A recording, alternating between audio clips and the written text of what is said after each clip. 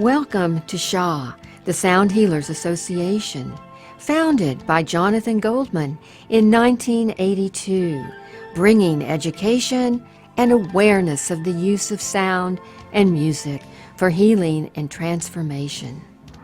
SHA features presentations by founding pioneers in the modern sound healing field, and we have a sound healing directory allowing you to list your work or find practitioners and teachers.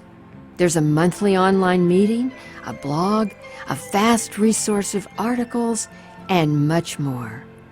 SHA, the Sound Healers Association, is dedicated to bringing harmony to the world of sound.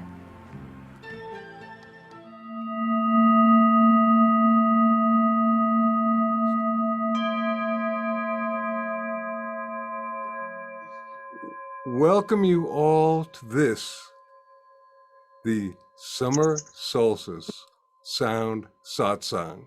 What a blessing this is to have everyone, and this is a new phenomena, and please, we are going to request that you do mute yourself, a phenomena of sound indeed that seems to be working well, and I mean, how cool and excellent is this? I want to again welcome everybody, and I want to thank all the people who helped create this phenomena.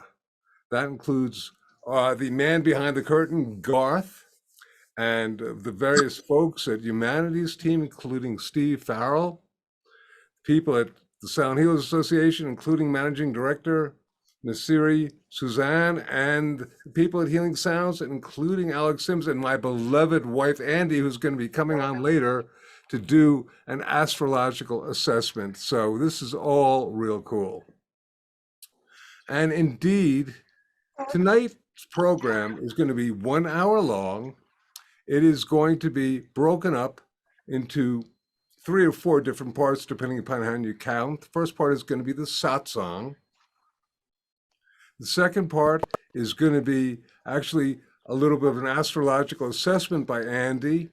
The third part is going to be if you like, global guided sonic ohm that we're all going to do together, and that's going to be, quite lovely. And then we're going to conclude with some questions and answers and do a wrap up. So with this in mind, and this is so interesting, folks, blessings, thank you so much for coming. This is going to be crazy. So the question first is, what is a satsang? Wow. Okay, so a satsang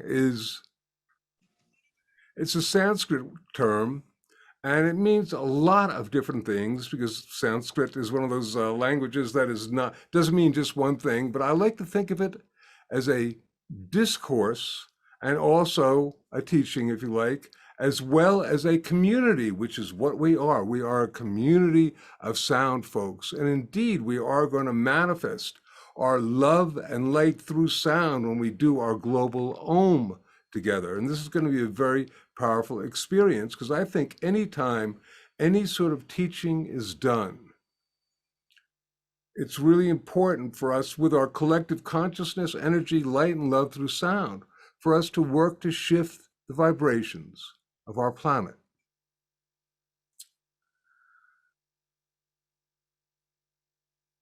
I think I would just like to really acknowledge and honor the Sound Healers Association, which was the initial, if you like, impetus for putting together this concept of doing a sound satsang.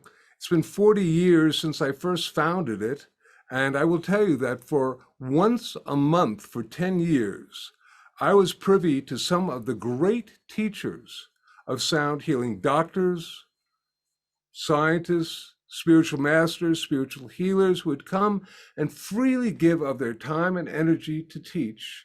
And it was just incredible. We'd have live groups of this many people, and it was just wonderful. And I got quite an education that allowed me to get a master's degree from Lesley University and do all sorts of other stuff, including writing a couple of really neat books. And I'm going to be drawing on a lot of that information in the teaching, because today is just the first of what I trust will be many, many different sound satsangs.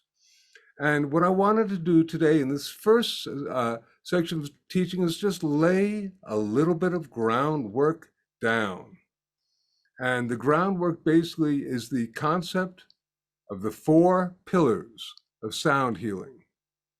And these basically are the foundational principles of sound healing. And I'm going to be going through all 4 of them fairly rapidly because we have an hour together and lots of things to do, but just to give you an idea.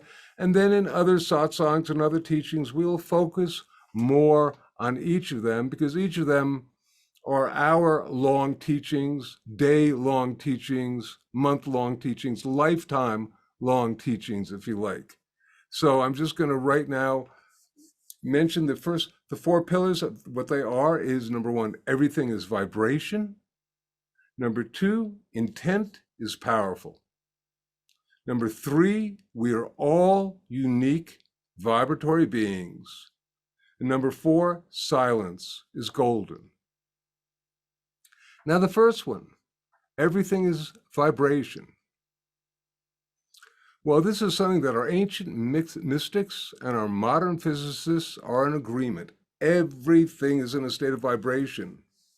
In the beginning was the Word.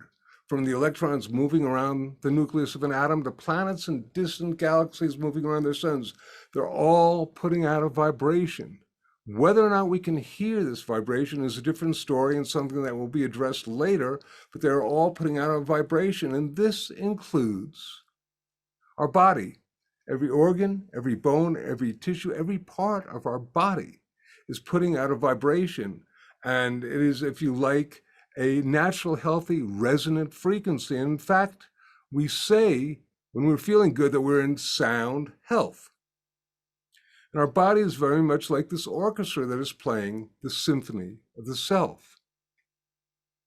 But what happens if the second violin player loses their sheet music? They begin to play out of tune, out of harmony. Pretty soon, the entire string section is off. Pretty soon, the entire orchestra is off.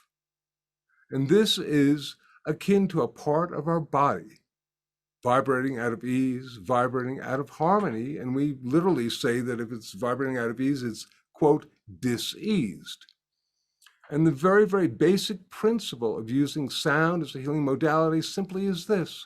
What if we could somehow give back the sheet music to the violin player? What if we could somehow restore the correct resonant frequency to the part of the body, physical, emotional, mental, or spiritual, that is vibrating out of ease or out of harmony? And this principle of using vibration and healthy resonant vibrations to restore us to health is the basis of so many modalities: acupuncture, chiropractic, chromotherapy, which is light, aromatherapy, most of the actually different alternate vibrational therapies utilize this concept of putting something back in order. Now, in another satsang, I'm really going to talk about frequency and what that is, because there's sometimes a lot of misunderstanding about what is really meant by frequency. But for the moment, we'll just say that frequency are waves of sound, because sound travels as waves. But I wanted to go and share with you the 2 basic ways that frequency, that sound affects us. One is called psychoacoustics.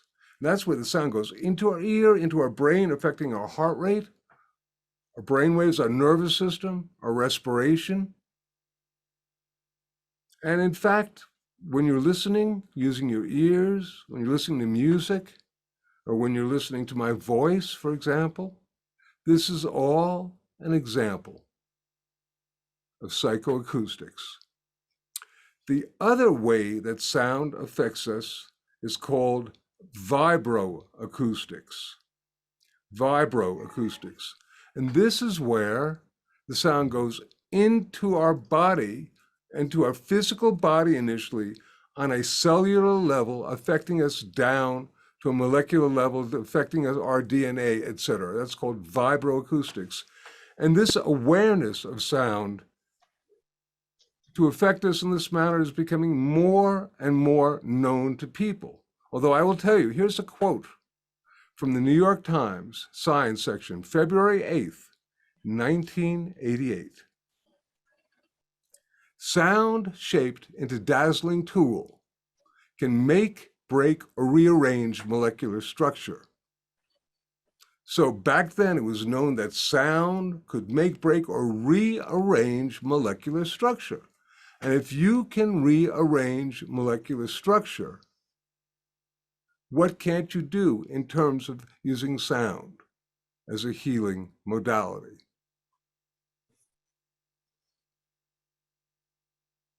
I'd also like to suggest, or just, there's so much more to talk about, but I would say that there are two also basic ways that sound seem to be used right now as a healing modality. One of them is, we call it the constructive use of sound, where it is projected into the body or brain or wherever, and it basically creates the healthy resonant frequency of an organ that is imbalanced or part of the body that is imbalanced. The other we call deconstructive, and this is where you would use a frequency or a set of frequencies to basically destroy an intruder such as a virus or a bacteria or whatnot. This was used, for example, by scientists such as Royal Rife nearly 100 years ago.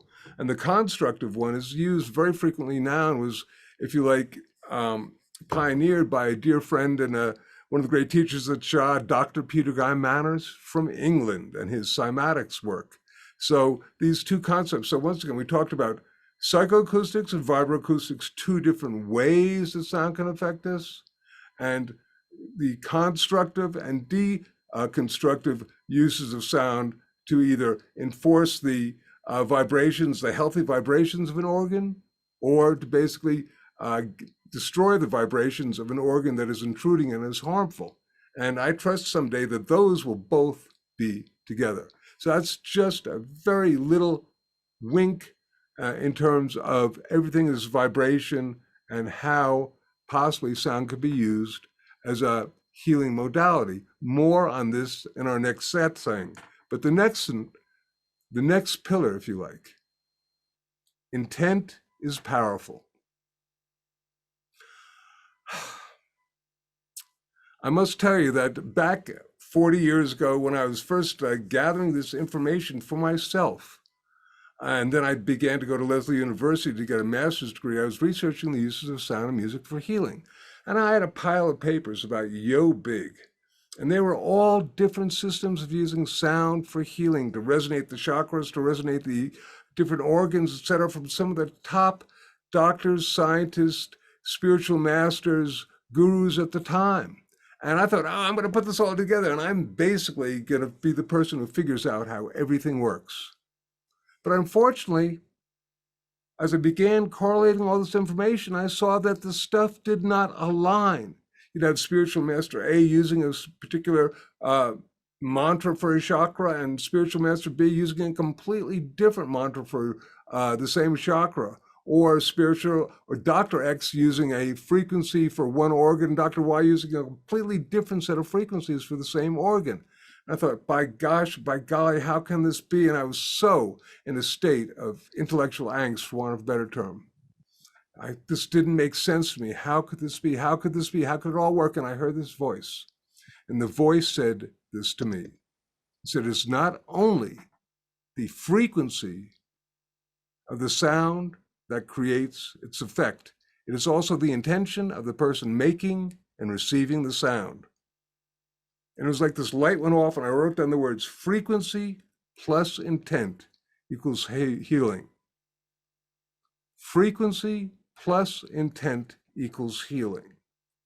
I share that with you now because 40 years ago when I did that, and I was talking to these different scientists and doctors about the importance of intentionality, they thought I was from someplace else, which I well may be, but regardless, nowadays we have wonderful people like Bruce Lipton, Dr. Bruce Lipton, or Joe Dispenza, The Biology of Belief, The Power of Placebo, or Masaru Emoto talking about the power of intentionality. So really, it's so important for us to understand the power of intentionality and the fact that we can encode any sound with our consciousness, with our intention.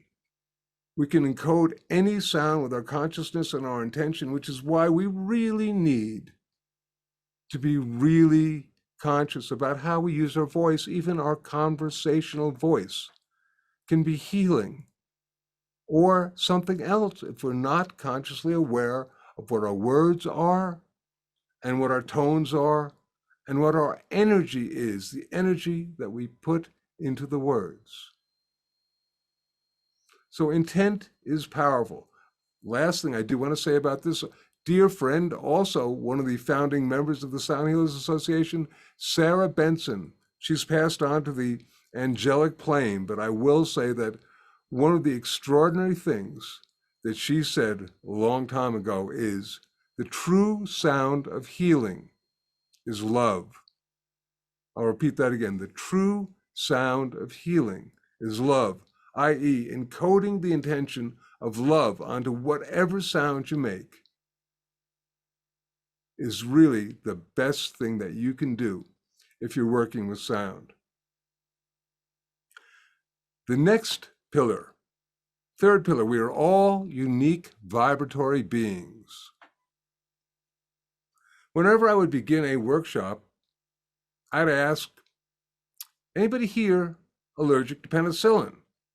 And probably anywhere from 5 to 20% of an audience would raise their hand. I said, okay, so if we perceive that everything in the universe is in a state of vibration, then penicillin is a frequency or a composite set of frequencies, okay? And for 80% to maybe even 95% of you, it's a healing frequency.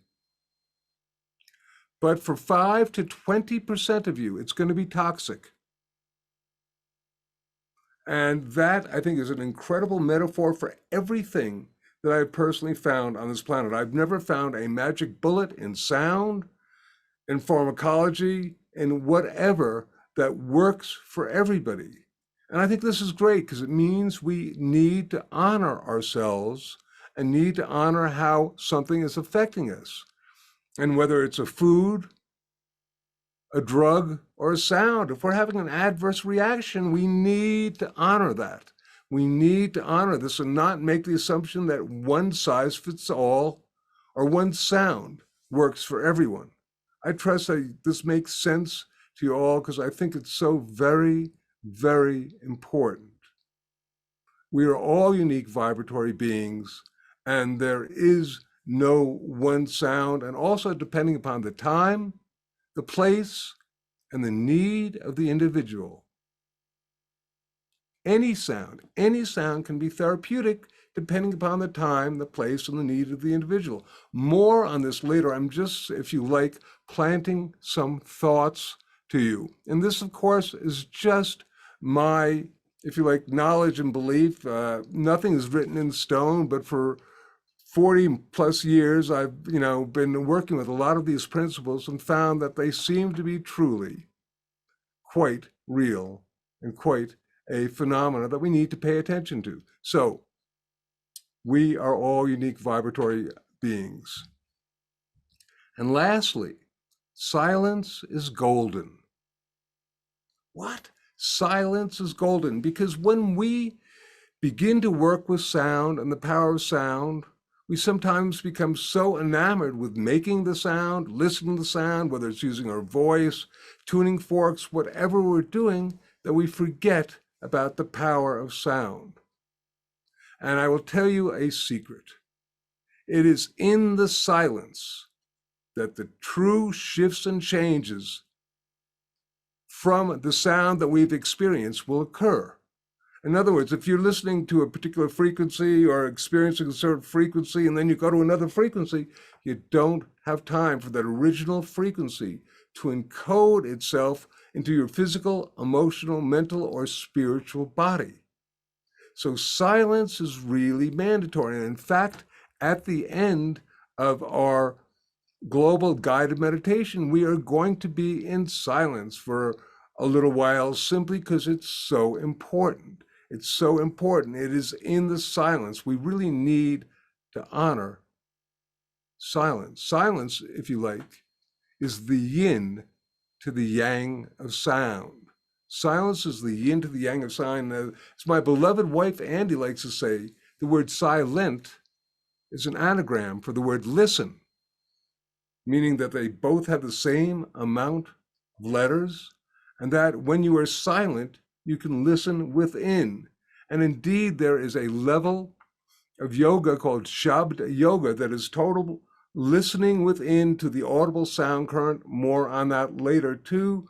But once again, the aspect of being in silence is so very, very important and very, very powerful. So I'm going to just repeat these 4 pillars again. Everything is vibration. Intent is powerful. We are all unique vibratory beings, and silence is golden. In a moment, I'm going to be bringing in my beloved wife, Andi, to do an astrological assessment of this fabulous day, the solstice, summer solstice, June 21st. We're so grateful. And I want to say then after that, we're basically going to introduce the global guided Ohm that we co-created together so that we can all do this and send some loving, healing, positive vibrations to ourselves and our planet. So you with me? Andi, would you join me? And we are old tech. I'm going to slide her chair over. So kind of. Here, let me get. Okay, here we go. Let's see. I'll move this over here and say hello. We'll try to get this down here. Okay, Oh, the great. miracle of Zoom. Yay. Hello, everyone. And just a real delight to be sharing with you tonight a little bit of information about the solstice, the summer solstice.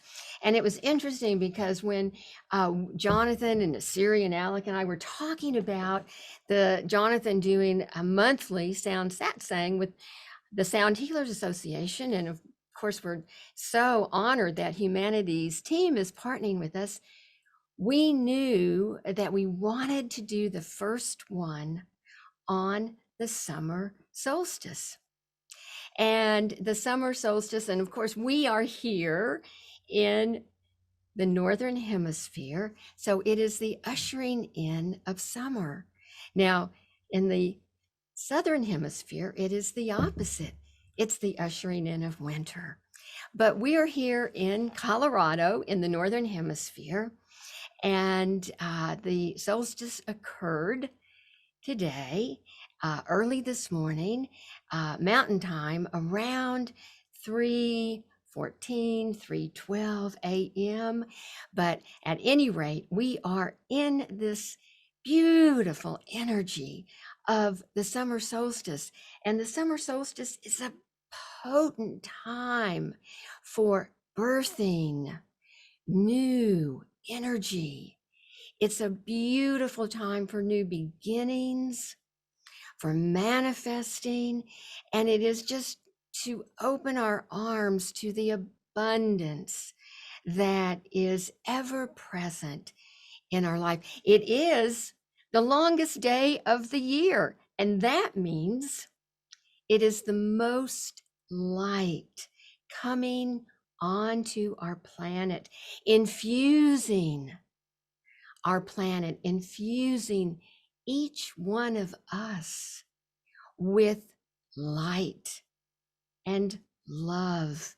And for us to even be able to focus on the fact that let us open and be willing to embrace that light within ourselves. And then we can send that out to our planet. And of course, I always like to talk about the ancient times. Of course, the summer solstice, also known as midsummer, marked the beginning of the season that contained the most bounty and abundance. And our ancestors spent the entire day cultivating the land and restocking themselves with food. And so, as we think about the absolute beautiful abundance that is so available to us if we just focus on it. Now, we may feel like, well, I don't have very much abundance in my life, but I bet you have something. And if you can begin to just focus on whatever abundance you have, it will grow and it will get bigger and bigger. And so this time is also, it's very much of an uplifting time because we do have the opportunity to bring in abundance, and how beautiful a time to appreciate and to feel that gratitude and that love in our hearts, and sending out that love and light to our beautiful planet and to each other, to every sentient being.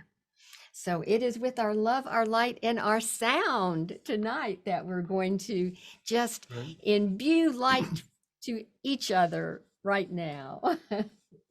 Beautiful, Andi. Thank you. So what a fabulous time for manifestation of so many different things. And we are about to begin on a guided global ohm. But we wanted to talk with you for a moment about a phenomena that it's Andi's voice doing the guided meditation, and then my voice, as well as a number of actually hundreds of other people that I created to create this recording, because we wanted to create the best sound, which can be sometimes challenging on Zoom. So this will give the illusion of being in a chamber with lots of people, and at the same time, we really call upon you and ask you to sound with us, because with our collective community light and love through sound, we can make a difference. And particularly with the guided meditation, there's a phenomena that occurs because we're using a very simple process, but it's basically heart-brain coherence. Andi's. Well, we know and we give thanks to Heart Math for doing the science and letting us know that we have an electromagnetic field around our heart and our brain. And when it is in coherence, and it goes into coherence when we are in appreciation and we are feeling gratitude and compassion and loving kindness, we are in coherence. Now, tonight, in our guided global meditation, we then add sound to that coherence, and that amplifies the gratitude and the love that we're sending out to our planet. Beautiful. So when normally we're just regular, our brain puts out an electromagnetic field and our heart puts out an electromagnetic field. And when the brain and the heart are synchronized, the term now is coherence, when they're in coherence together, then this field is much greater. It's 50 times, 500 times, some even perceive that it's going to be 5,000 times greater. And then we add the element of sound.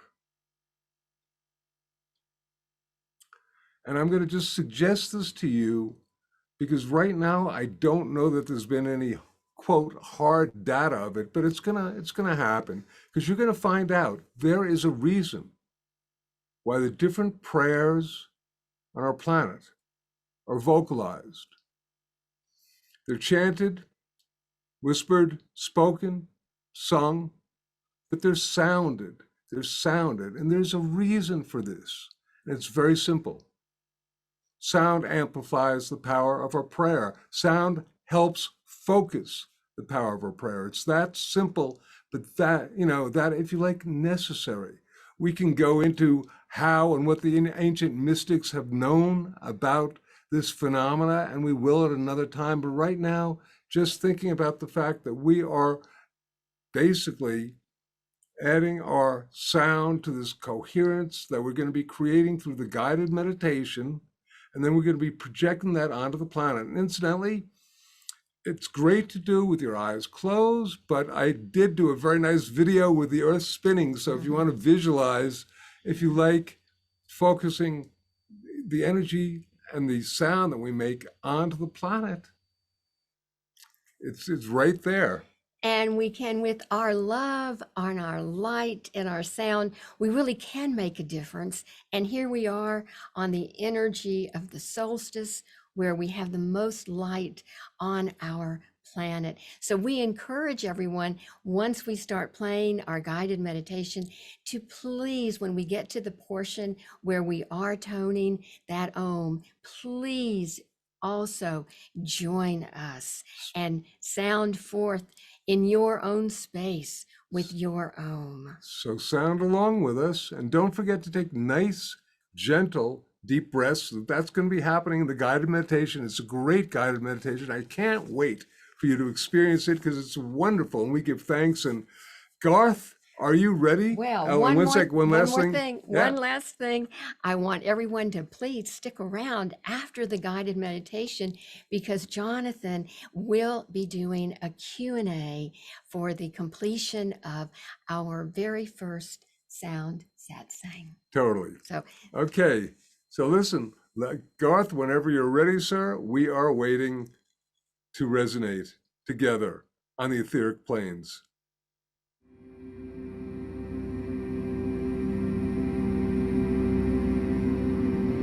the purpose for this meditation is to project a sound encoded with the energies of light and love, and project healing to the Gaia matrix, our beloved planet Earth. We will first create coherence between our heart and our brain. This effect will further be amplified by the power of the Om that you will be toning along with later, bringing more light and love into your body, mind, and spirit for health and wellness. And now, begin to focus on your breathing. Breathing in and breathing out.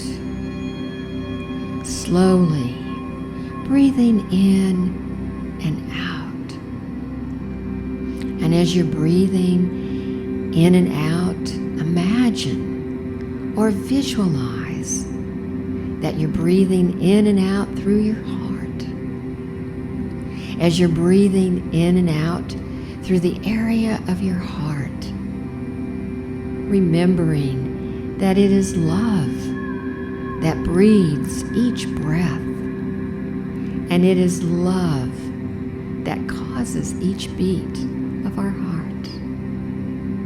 Continue breathing slowly, breathing in and out in this manner.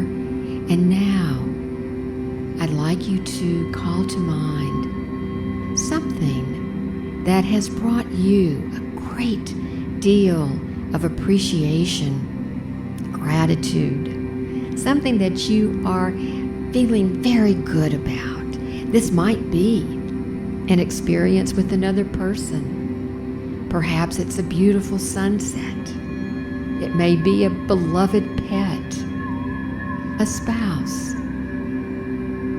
But it is something that has brought you loving kindness and gratitude and appreciation.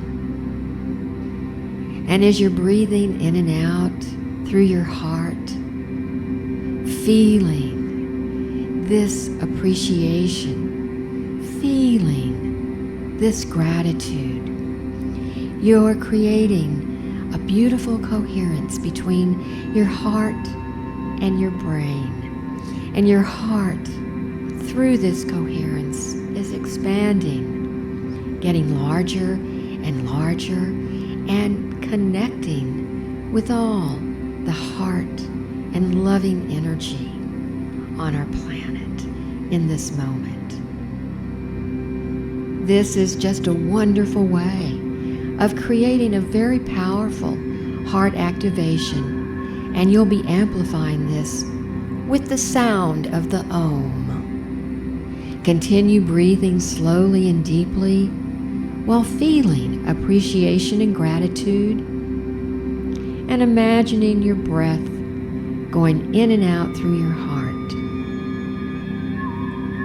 Now, visualize this energy and begin to sense a radiant light around you that is permeating every cell of your body and resonating your heart chakra. In a moment, we'll begin to gently sound forth with the power of the Om. And as you do this, visualize the planet Earth as a holographic image floating in front of you. Imagine bathing the Earth in a healing field of light and love that you are creating through your sacred sound. Now, let us begin to make the heart sound of the Om, bringing the energy of global harmonization, peace and healing to our beloved planet, Earth.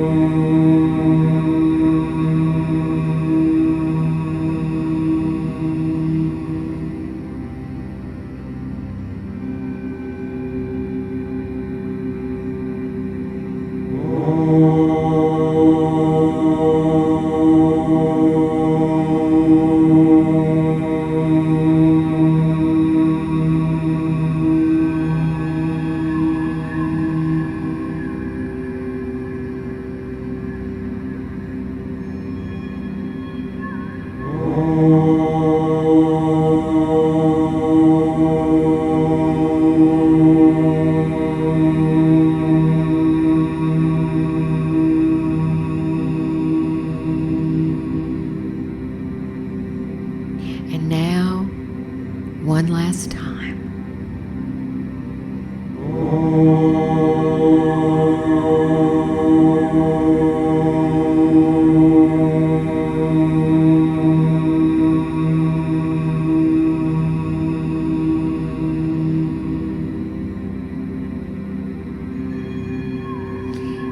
being in silence, visualizing all the light and love through sound that you have manifested, resonating and bringing to Earth and yourself to a deep state of healing.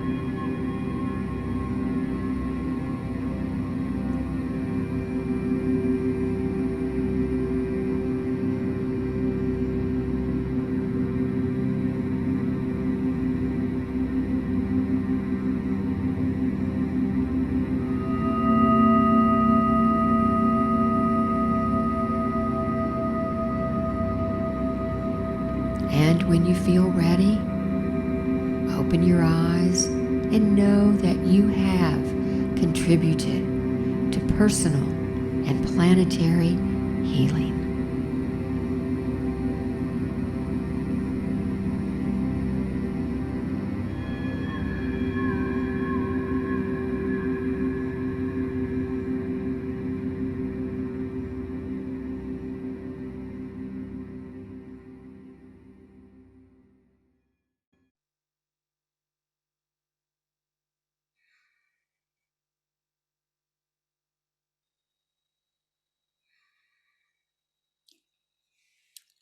Well, I want to thank you all. I hope you enjoyed that as much as I did. It was a pretty interesting experience doing a little Tibetan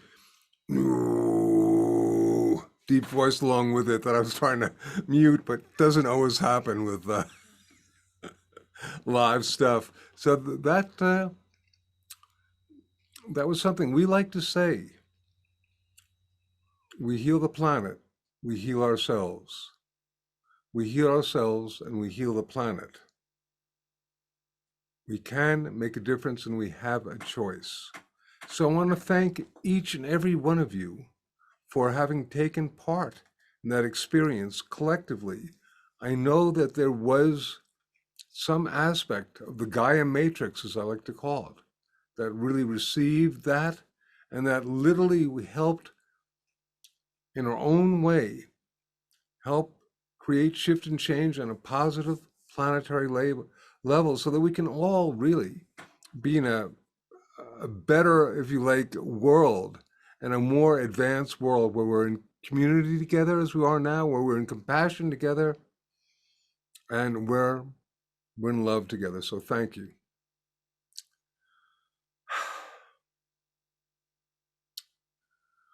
All right, I'm going to now call upon the man behind the curtain, Garth.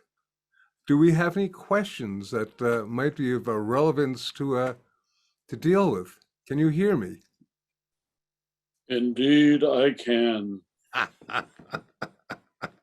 And the question of the hour is there a frequency, note, or key for the Ohm? That's pretty relative and relevant. Is there a frequency or key for the Ohm? Okay, that's a great question because that allows me to address a few different things, including perhaps the very, very first concept of everything is vibration. And when we deal with sound, sound is measured in something called frequencies, and that is, it's measured in how many cycles per second an object will vibrate. And we hear from around 16 of these vibrations, very, very low, deep sounds, to around 16,000. Children can hear upwards of 20,000 cycles a second. And dolphins can hear upwards of 180,000 cycles a second. So that's more than 10 times. They can actually hear and project frequencies upwards of 180,000 cycles a second. So just because we can't hear something doesn't mean that there isn't a sound being created. That's number one. But number two, there is a lot of really interest these days in sound and in frequency, to such a degree that a lot of people are making claims about different things having different frequencies, including the ohm. I remember a few years ago, a doctor called me, and he was telling me that he worked with tuning forks. And I said, what tuning fork? And he said, I work with the ohm tuning fork. I said, oh, great. I said, well, you know, there is no frequency for the ohm. And he said, what do you mean? And I went, ohm, ohm, ohm, ohm, ohm, ohm, ohm, ohm. And did ohm in about a number of different notes, frequencies, or keys. And I said, if there were a specific frequency for ohm, then I wouldn't have been able to make those sounds. And he says, well, why do they call it the ohm tuning fork? I said, it is fabulous marketing. And it is. I mean, who wouldn't want to have an ohm tuning fork? And here, this isn't exactly it, but it sounds something like this. I don't even know if you can hear that, and that's okay. But it doesn't matter. It's kind of a deep sound, but as you can see, we can make ohm in any key. And the fact that there are people who are perceiving that there is a key or a frequency or a keynote to the ohm, well, it just doesn't make sense. And I would like to ask, perhaps part of my teaching is for us to be fluid and understand that, perhaps you have an ohm tuning fork, or you've been listening, you've bought your ohm. I have a recording that I did called Ultimate Ohm. It's great. It's got actually tons of different frequencies in it. Doesn't matter if you like it, but just be open to the concept that the ohm actually is a mantra. It's a mantra from it's a Sanskrit mantra from the Hindu tradition. And in fact, it is said to be, okay, this is from the Yoga Sutras by Patanjali's. Patanjali it's probably 3,000 to 4,000 years old. And he, shall we say, he was the great purveyor of yoga. And this is Sutra 1.27. It says the original sound of creation was pranava or pranava, the humming of prana, humming.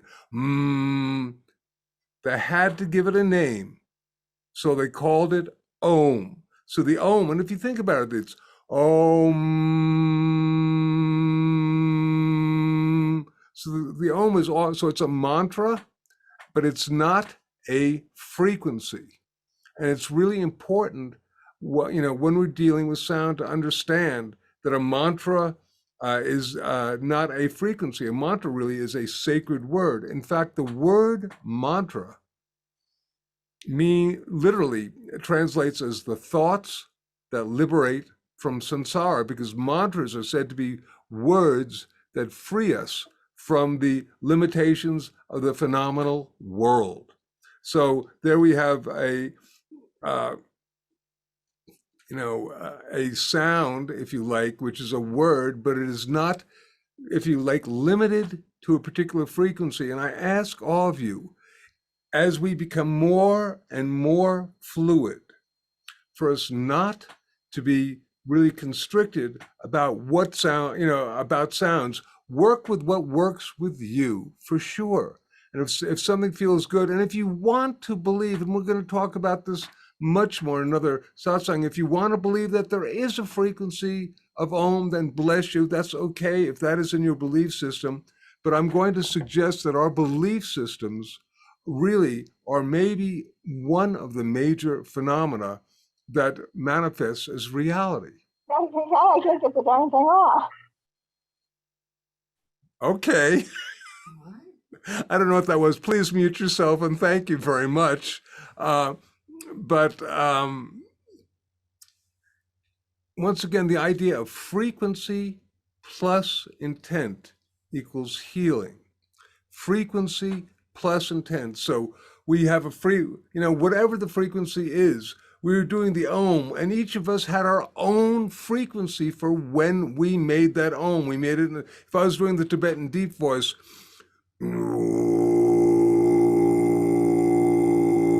it's a very different frequency than the but still on a level, the intentionality of it was very, very similar. So, on this day of solstice of greatest light, let us remember that we basically want to be conscious about our light and our love through sound, conscious about what we do with our sound, and on a level, I think I'd probably like to just say that I'm going to do one tone for everyone, if I can, because I'm here, and I haven't done this in a really long time. But I'm going to do a generic overall healing tone for us all, with your permission, okay? Is that okay? Okay. And I don't know with Zoom if it'll even come through, because Zoom is an interesting critter, but I'm just guided to do this, okay? Here we go.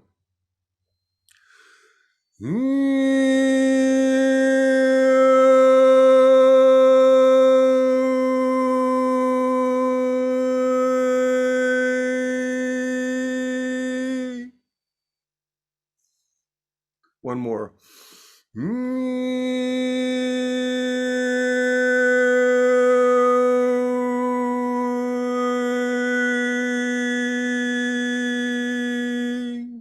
And one more.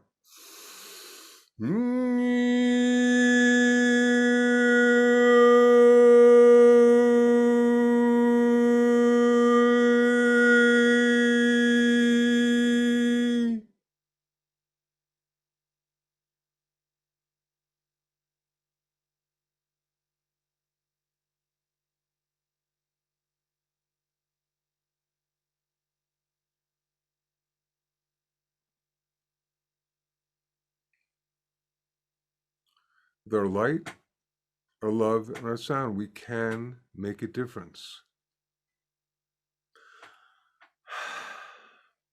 I'm going to invite you to come back in a month on July 21st, 2020, for another one of these. 22. What? 2022. Okay. I travel through time and space sometimes when I make sounds like that, and I guess I was wrapped back up in 2020 for a moment. Here we are in 2022. So please, July 21st, 2022, and we are going to be dealing with another aspect of sound, and I trust it'll be really beneficial for everyone involved. And listen, if you want, send us your questions that you think are of interest. I'd love to know how this resonated with you all. I did my very, very best to basically, in a limited time constraint and on these strange levels of working with Zoom, to be of greatest benefit to everyone. So I want to thank you for letting me into your homes and into your lives, and my wife Andi too, into your home and into your lives. And I want to thank Humanities Team, Sound Healers Association, Healing Sounds, and all of you for allowing that to happen. And there should be, as far as I know, a video for those of you who missed part of this. If you're interested, that's either going to be available on YouTube, the Sound Healers Association, or on Humanities Stream. So we're going to be having all of that together. And I think at this point in time and space, I'll just say thank you, blessings, and good night. You've been a wonderful, wonderful group of people. I am so very grateful. Thank you for helping initiate this first Sound Satsang on the summer solstice. And may just joyous sounds resonate with you. May the great luminosity of the divine continue to resonate with you. And remember to keep lots of light and love through sound in your lives. Bye-bye now.